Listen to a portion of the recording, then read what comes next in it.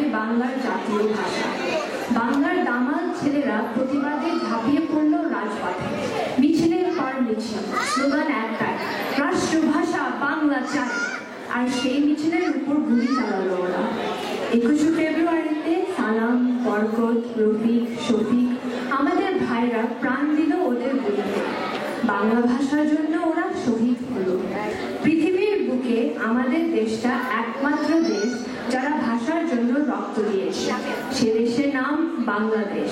আর সেই দিনটাকে সম্মান জানাতে 21শে ফেব্রুয়ারি এখন সারা বিশ্বে ইন্টারন্যাশনাল মাদার ল্যাঙ্গুয়েজ ডে।